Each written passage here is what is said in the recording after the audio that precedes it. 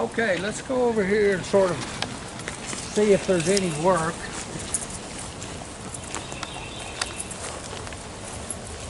Now, you see all these roots? You know, whenever I'm rehabbing a house, I hate cutting the grass if there's roots like this. Sometimes I'll bring in some filbert to cover all them up and then plant grass seed on top of it and throw hay on it. But seeing where I'm from, the roots are much worse and it's a pain to cut the grass. Okay, folks. But how do you make the lawn and present it in a short time?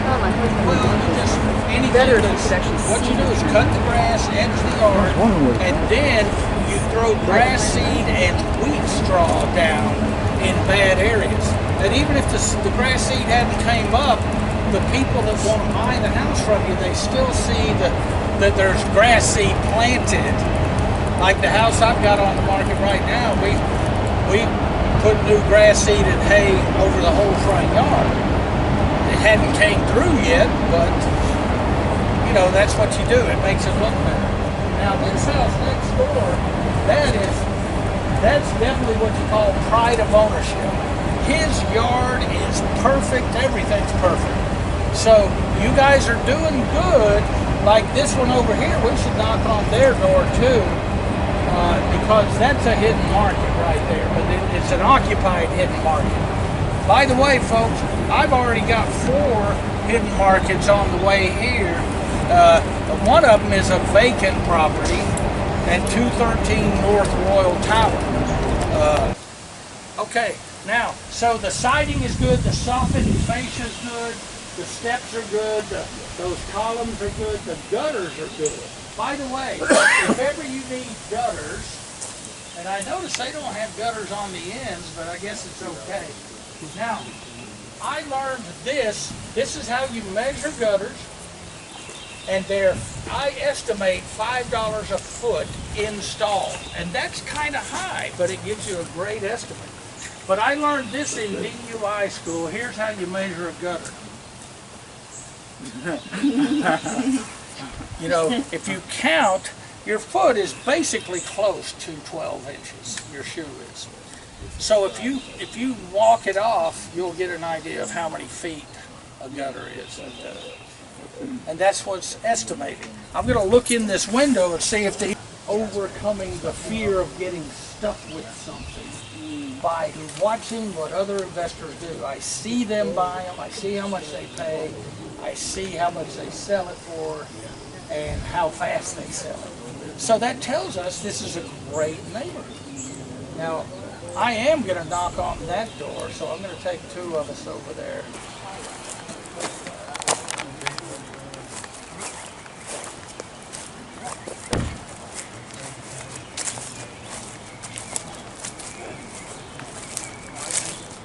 Is that your flyer, Tony? Yeah, it's a code violation. Yeah, Irmo's tough. They're getting worse with their code stuff.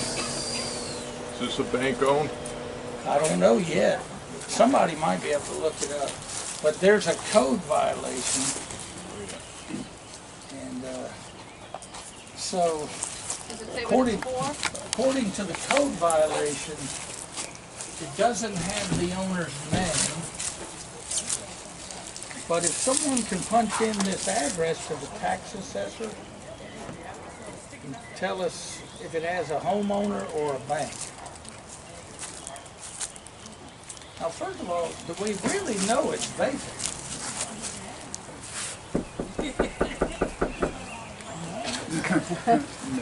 See, you always knock first. Shut down.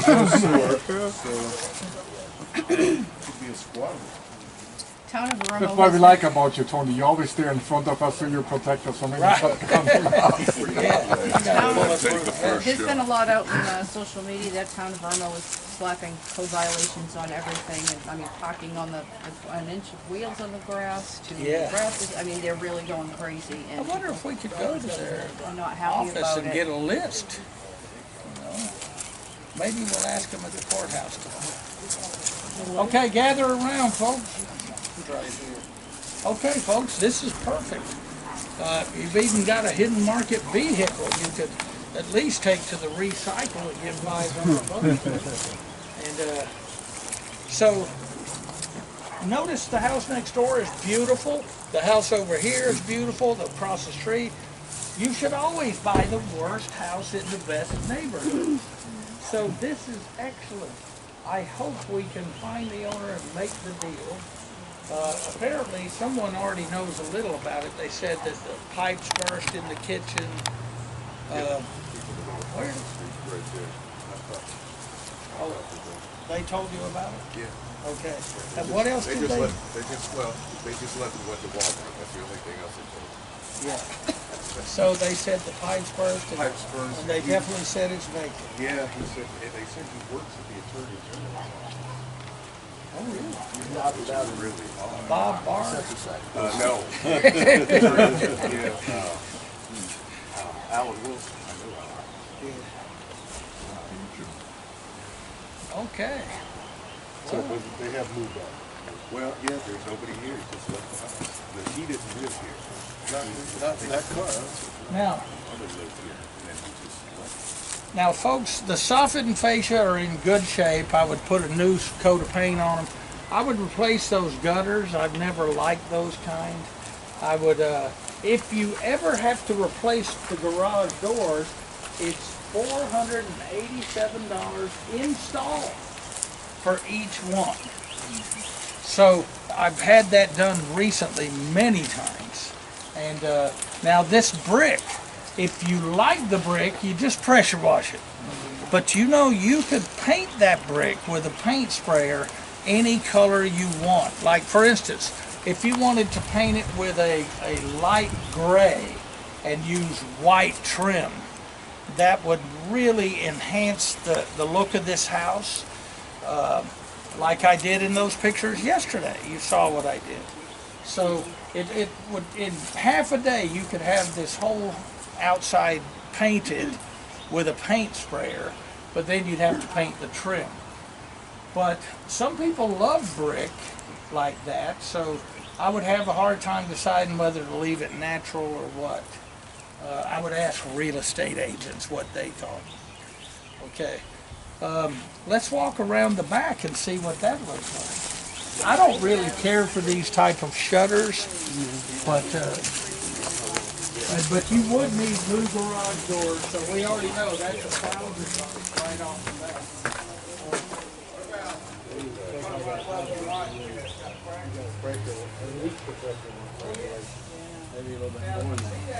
What you can do with that,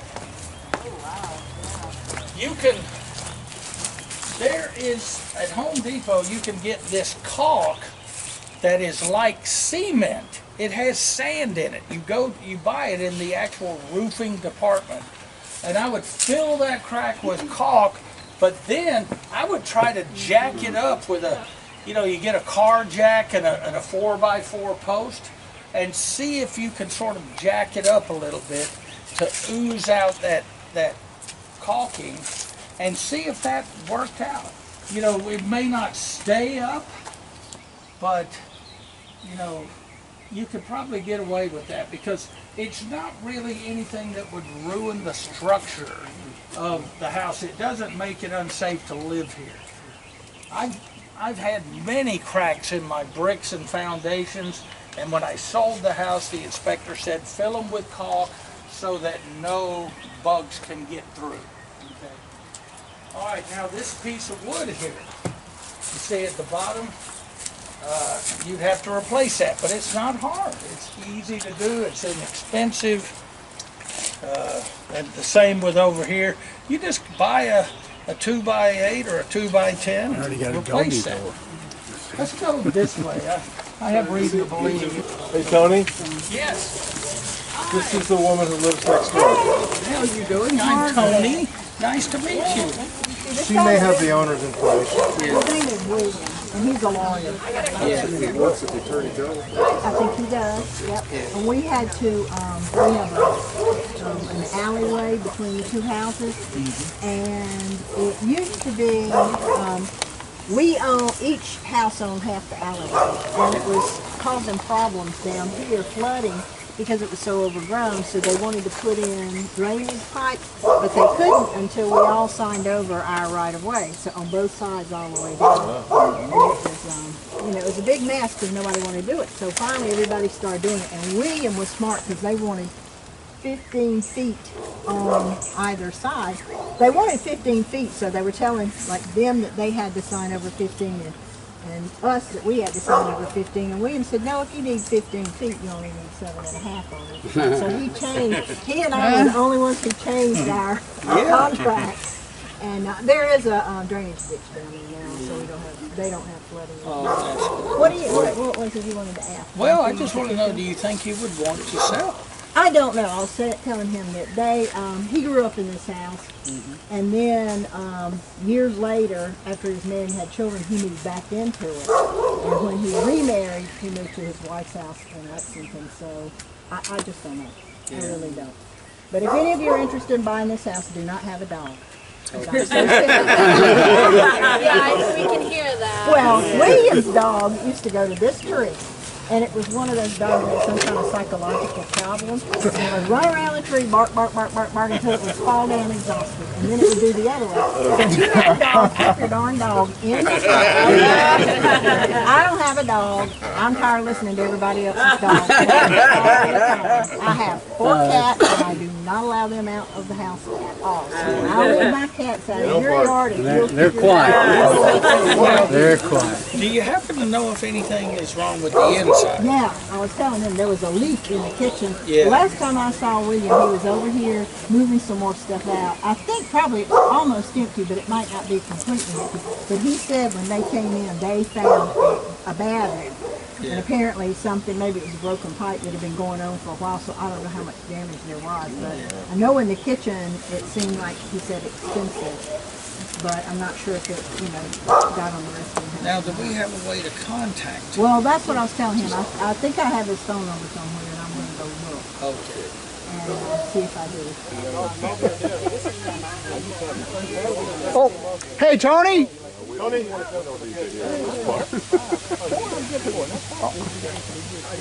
Oh, okay. There goes Jim and Trisha.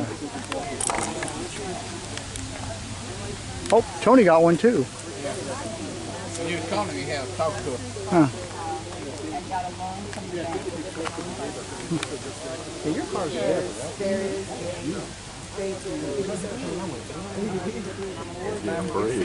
Yeah, right. Hey, everyone.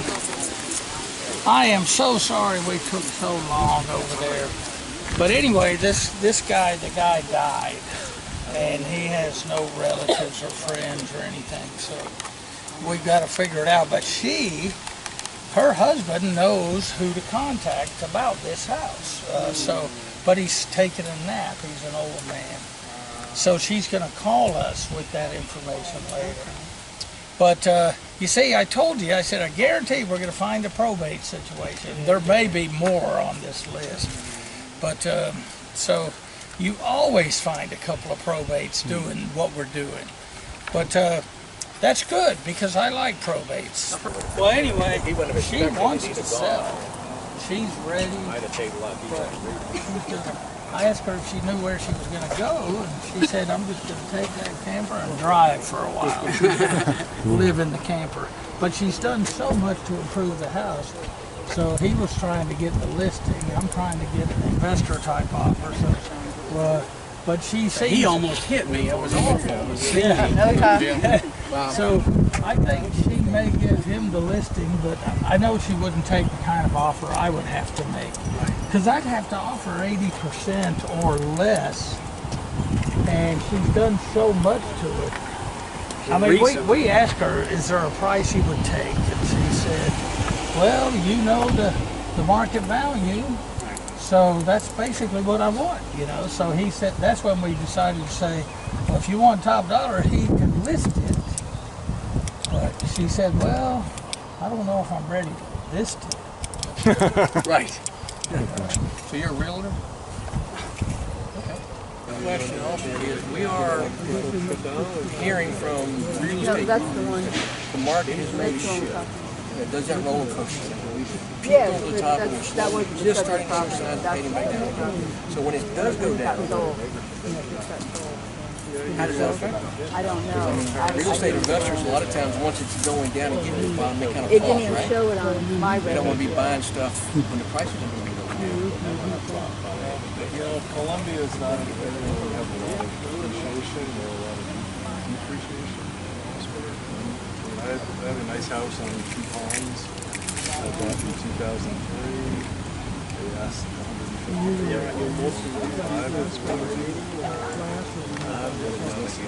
I did both. So I did the class with him. There has to be a reason why, you know, the West Coast things are booming. Out for our one-on-one. That's when you have good appreciation. Yeah.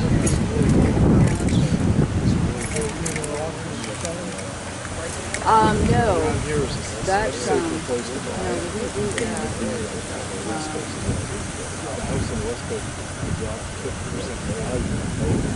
we didn't do when we had the freezer, we didn't have an auction.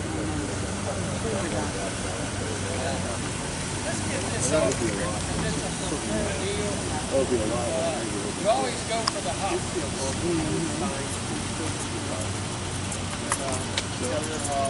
Okay. Now, I guess classes, we've done our last property, so I say we somehow get to where I can write this offer, but I'm wondering if we could all sit in my hotel lobby, if they would wonder what we're doing. But Let them wonder. yeah, okay. Who cares? Because we're not. I mean, at least at the Hyatt Place, we did a class there. Yeah. So, but my Well, you're a paying guest. my computer is not there. So we'd have to go to the Hilton Garden. I guess we could get away with that. Where's But, the Hilton Garden? It's on Columbiana. Columbiana. Okay. All right. and so what I have to do is go up to my room, get my computer, come down and type the offer, send it to the business center, print it out, and then, but while we're there, I could, I can't show you on a big screen, but I can at least pull up the information and say, okay, this is what it's worth. This is what I think we should offer. Okay. All right. The one on Columbiana Drive? Yeah. Okay. All right. So we can go to the Hilton Garden Inn on Columbiana Drive. We have to check to make sure this mortgage is on the address we're trying to buy. Because he may have moved into another house and got a mortgage. So the way we do that is look for the address of the property. Okay, so I guess we don't care if it's vacant or not. We're making an offer on who's on title, and I think the bank owns it, so we're going to shoot an offer to the bank. So I'll take you through that either tonight, late tonight or tomorrow. Who knows? We'll see what we can do. But the bank won't be open till tomorrow anyway. All right? But this is 126,000 repaired value. Yeah. For the neighborhood, is that commensurate with the neighborhood? It seems, from being in Charleston, that's a low number. Yeah. But Some of the other ones, like Zillow said it was 130, and a couple of them had a little bit higher. But Yeah. this, I think, But that might be right for this it's small neighborhood. square footage, and Yeah. no garage, so it'll be the smallest one in the neighborhood. Now the Because that has like a 2-car garage. Okay. Remember, there's carpet usually costs about $3,000, $3,500 for a whole house. So we're going to assume it needs new carpet. Interior paint job is about $2,000. So we're up to $5,000, and I've estimated $10,000 without seeing the inside. It's an old air conditioning. Yeah. So therefore, if we offer 70 cents on the dollar minus 10,000, that should be a good starting point, subject to an inspection of the inside. For $78. that's 78,200. Okay, so we're just going to make the offer. You just commit to the offer. You know, if you play golf and you're talking to your caddy, you're going, man, do you think I should use a 7-iron or a 6? And he goes, look, make up your mind, use a 7. So you say, well, I don't know, man, and you commit to the shot. That's what they say. So we're committing, and we're just going to make the offer. Because here's where a lot of you mess up. You're just not sure about every little detail, so you never make an offer. And by time you've talked to your friends, you've been to 15 Investors Club meetings, you've sat on 200 webinars, and then you say, you know, I feel confident. Let's go make the offer. It's already sold. Tony and his gang bought it. You know, so that's why I want you to learn how to just make the offer, because, folks, you're not going to go to jail. If you make an offer, you're not going to get in trouble. I mean, see, I think the biggest thing people worry about is, how do I make an offer if I know in my heart I don't have the money? You just gotta, I mean, that's the hard part. You just gotta do it. And you got to believe me when I tell you, you are not committed at that price. You see, I tell you, you know, the reason I'm standing here today is because I didn't have any money when I started.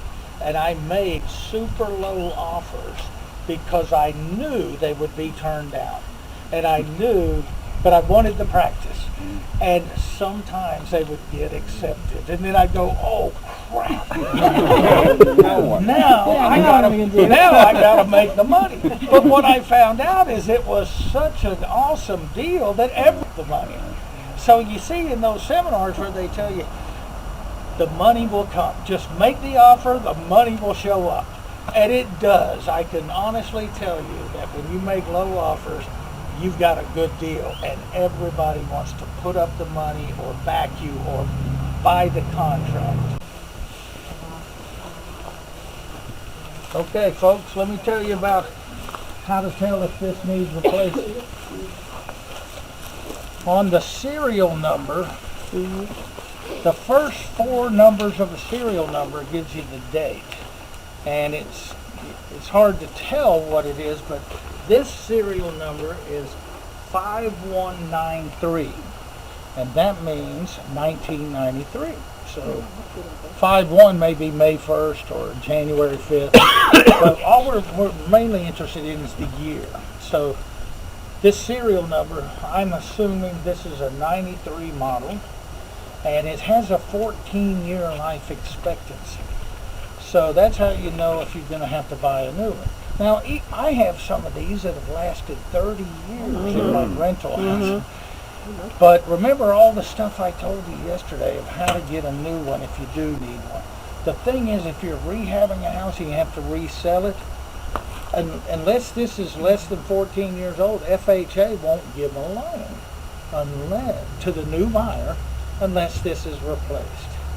So that's why I tell you about it, is if you're selling houses to someone who's getting a loan, this has to be within 14 years. And remember, you can get these for $600 or $700 brand new if you go through a regular independent HVAC. If you go to the yellow pages, called Reliable Heating and Air or something, you're paying for TV commercials, 40 vans, 400 technicians. They got to keep that business. All right, so we're writing down 124, 137, 6, and that's 3 hidden markets just because we came to this one foreclosure. We get multiple offers. I'm still going to walk away with at least a 20% profit. And if anybody has ever been to Harvard or Yale, I haven't, but I've heard they say that if you have a business that you can make 20% profit ongoing, that's a good business. So that's why we do 70 cents on the dollar. It's 10. I have 10 in my notes, yeah. Oh, 10,000? 10,000. Okay, so we can put 10,000 in it, and we can actually make a 30% profit. If we spend 10% in selling costs, we still net 20%. Now, also with that 30% profit margin, if we decide to wholesale it for $5,000 or $6,000, that still leaves plenty of profit margin for that investor. So And since we're deducting 10,000, we could actually, most investors, they think a great deal is 70 cents on the dollar. So we could, if we offered 78, I bet we could sell it for almost 88. We could make it we could ask for a $10,000 fee. So 78.2 is what we're offering, because that's 70 cents on the dollar minus 10,000 repairs. But we got a clause based on the idiots inside. Yeah. So Yeah, that's we what- haven't gotten to that yet. Yeah, so down here, it says this offer is subject to the approval of an inspection by the purchaser. So we haven't seen the inside. But let me finish filling it out from page. So can I just recap? So we're going to offer 78. If we're wholesaling it, we would ask a buying price from the investor of 88. Is that what you said? Yeah, 88, we could do 86, we could do something. If we made a flyer of 88, then he's gonna go look at it, and he might say, well, I'm gonna give you 88, but I'll give you 86 or something, and then you'll sit there and go, well, I think I'll get 8,000 for finding the deal. I guess that'll take it. Okay, so now, when you're making an offer to a bank, they aren't gonna accept $10. Remember when I was making 100 offers a month to banks in 2008? I used to put $10, and I actually got a call from someone in the REO department. They said, look, $10, is that a joke? I said, no, that's not a joke. I said, I'm not laughing. But he said, if you really want me to consider your offer, you're going to have to be at least $1,000. So now I do 1,000. And I've been doing that ever since. Only on bank properties. Now, we do not have to give them that money when we present this offer, because that's the beauty of emailing offers. You just email it, and then if they like your price, the first thing they do is respond with, we want you to go ahead and do your inspections and let us know if you're going to go through with it because of that cost. So they say, we're giving you 10 days to do an inspection, and then let us know if you want to go through with it. And if we say we want to go through with it, they're going to ask us for the $1,000. This class to tie everything together. I've already got all the names and addresses of the hidden markets. I'm going to go home tonight and send those letters, stuff the envelopes and get them sent out. And then I'll keep you posted on the response. But we're going to have a coaching call just for this class tomorrow night at 9, where everybody can log into my screen, and I'm going to show you how I got them, and we'll just do the follow-up on everything. So that's at 9 o'clock tomorrow. Okay? If you can't be there, I record it. You see. So I'm going to email a copy to everybody, so you'll have that 1 or 2 hour thing that's going to tie this entire weekend together. So how many of you won't be able to be on that tomorrow night? You won't be?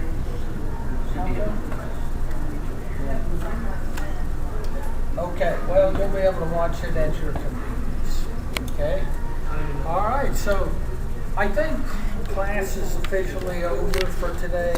The reason we went and knocked on those doors is I want you to learn that if you go on the tax assessor and you find an absentee address where the owner of a vacant house lives somewhere else, just go knock on their door.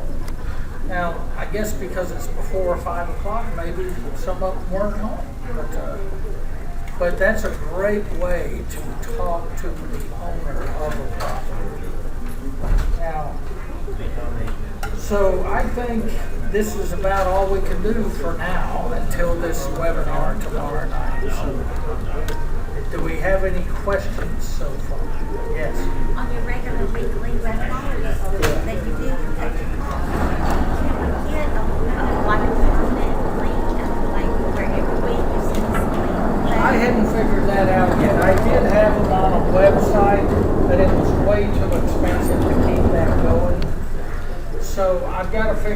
something else because the website costs $5,000 and then you have to hire someone to continually put those on there, and it didn't work out.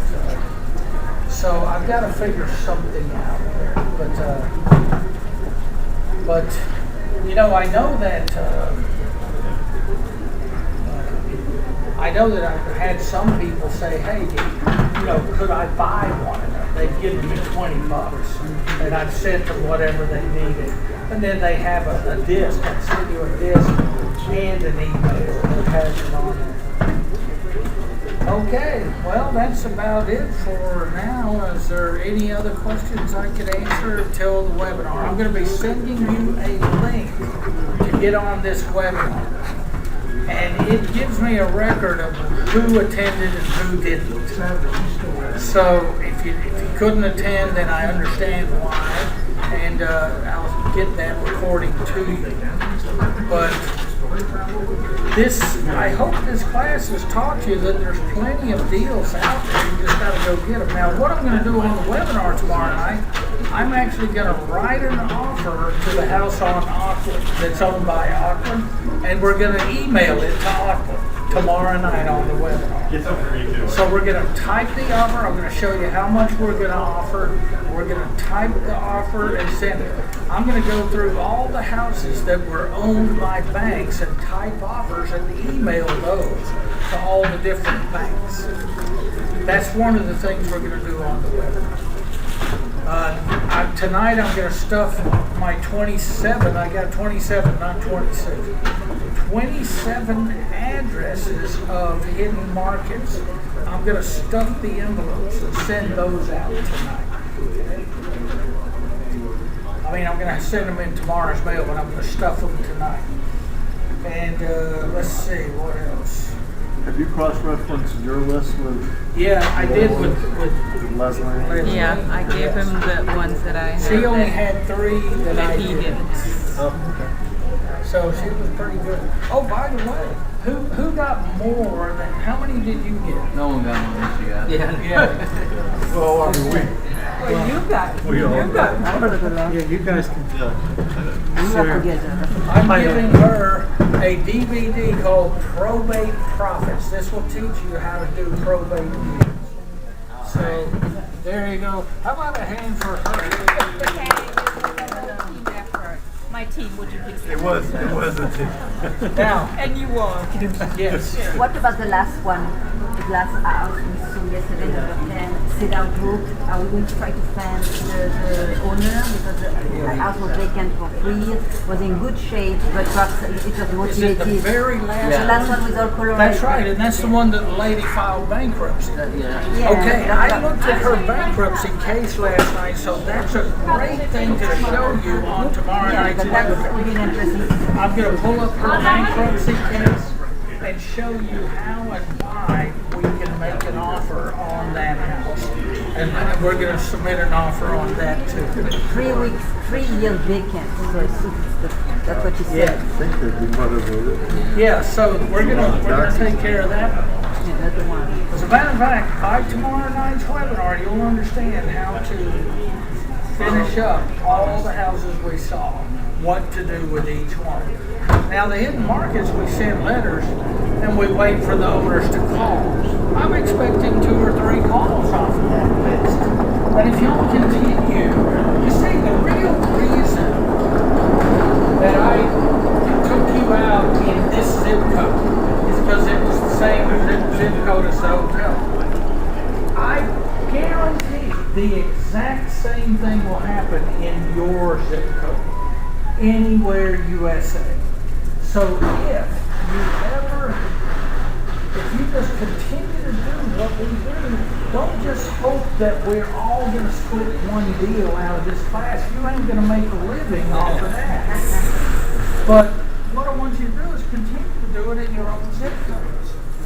And if you continue to do it, I guarantee you'll be successful. Now, if you don't think you can do it, I'll come do it with you and for you. But there is a fee for that, you know. Yeah. But anyway, if you want, call me. I'll spend 3 days just with you alone in your area, whether it be here or Steenhaven, Wyoming, or Irmo.